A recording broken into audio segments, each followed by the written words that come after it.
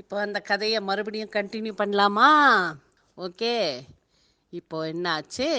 நேரா அகஸ்தியர் முனிவர் ராஜா கிட்ட போய் நின்னார்.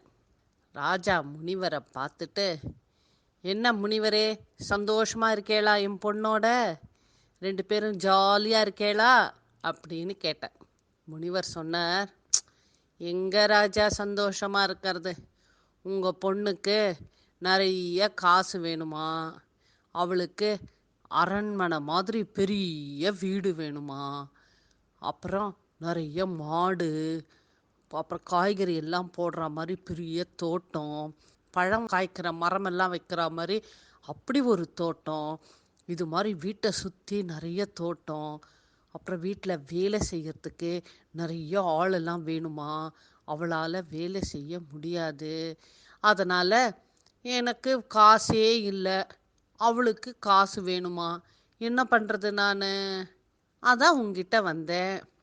நீ எனக்கு நிறைய காசு கொடு, அந்த காசு எடுத்துட்டு போய் உன் பொண்ணுக்கு என்னெல்லாம் வேணுமோ அதே மாதிரி எல்லாம் பண்ணி தருவேனா, அப்போ தான் நாங்கள் ரெண்டு பேரும் சந்தோஷமாக இருப்போமா அப்படின்னு சொன்னார். முனிவர் சொல்கிறத கேட்ட உடனே ராஜாவுக்கு ரொம்ப கவலையாக போயிடுது.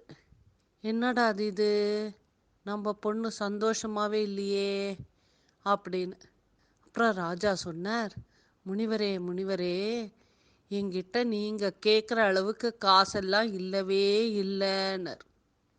அகஸ்தியர் வந்து, என்னது இது, ராஜா கிட்ட காசு இல்லையா? ராஜா, நீங்கள் என்ன பொய்யா சொல்கிறேன் அப்படின்னு கேட்டார். அண்ணே, ராஜா சொன்னார், நான் பொய்யெல்லாம் சொல்லலை, மக்கள்லாம் என்கிட்ட காசு கொடுப்பா, அந்த காசெல்லாம் நான் ஃபுல்லாக அவளுக்கே ரோடு போடுறதுக்கு, மரம் நடுறதுக்கு, ஆறு குளம் இதெல்லாம் வெட்டுறதுக்கு, சரி பண்ண, இப்படின்னு எல்லா காசையும் அவளுக்கே திருப்பி செலவழிச்சிடுவேன். என்னோட பீரோவில் பைசாவே இல்லை அப்படின்னு சொன்னார். அகஸ்தியர் இதை நம்பவே இல்லை. அவர் இப்படி யோசிச்சுட்டு இருந்தார். அதை பார்த்தோடனே ராஜா வந்து, என்ன அகஸ்தியரே, என்ன யோசிக்கிறீள் நீங்கள்? என் மேலே சந்தேகமாக இருக்கா? அப்போ வாங்கோ, வந்து பீரோவை போய் பாருங்கோ அப்படின்னு சொன்னார். சரின்னு அகஸ்தியரும் போய் பார்த்தா பீரோக்குள்ளே காசே இல்லை. அகஸ்தியருக்கு ரொம்ப கவலையாக போயிடுது. இப்போ எப்படிரா ஆற்றுக்கு போகிறது? அவள் வேற அழுதுண்டு உட்காண்டிருக்காளே, காசு வேணும் காசு வேணும்னு, என்ன பண்ணுறது அப்படின்னு பார்த்தேன். அப்போது வந்து அகஸ்தியர் சொன்னார், ராஜா ராஜா, எனக்கு ஒரு ஐடியா. எனக்கும் காசு வேணும், உங்களுக்கும் காசு வேணும். நம்ம ரெண்டு பேருமா போய் பக்கத்தில் இன்னொரு ராஜா இருக்கார் வேற ஊரில், அந்த ராஜாட்ட போய் காசு கேட்கலாம் அப்படின்னு.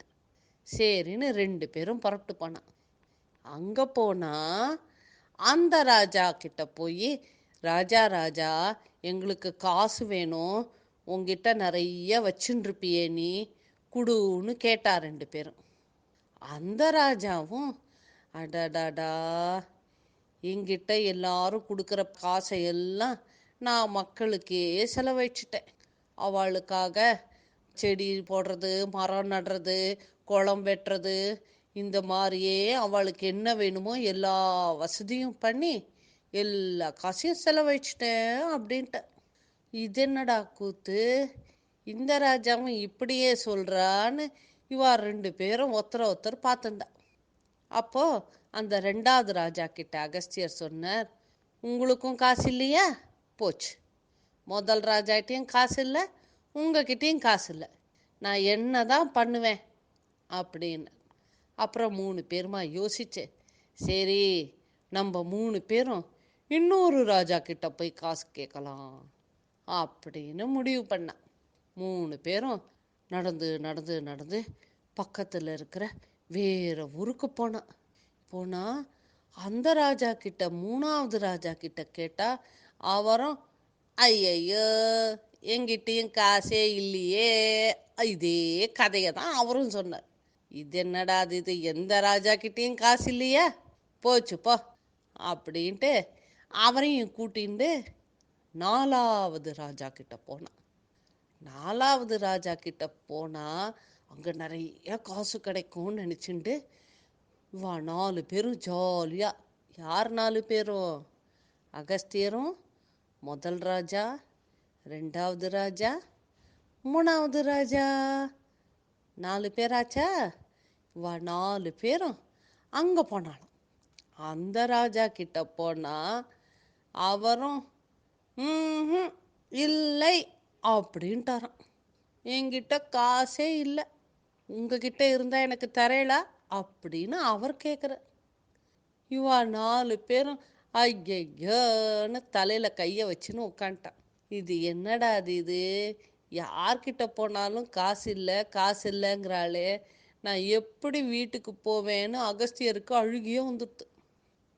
அப்போ அந்த 4வது ராஜா சொன்னார், அகஸ்தியரே அகஸ்தியரே, கவலைப்படாதீங்கோ. நீங்கள் கேட்குற அளவுக்கு பணம் வேணும்னா ராஜா கிட்டலாம் கிடைக்காது. ஒரு கோடியில் ஒரு இடம் இருக்குது, காடு மாதிரி இருக்கும்.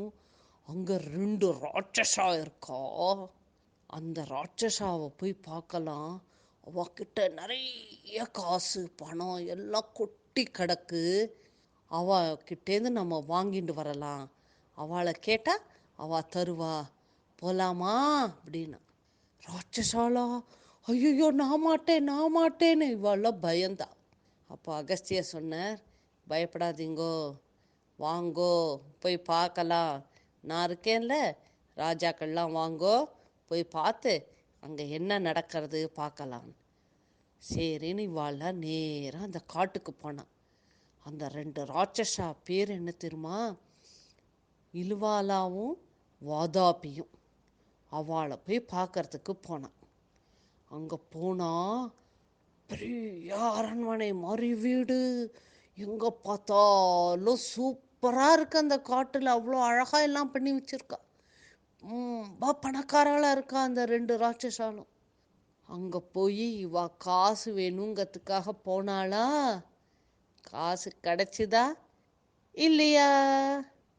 இதை அப்புறமா சொல்கிறேன்.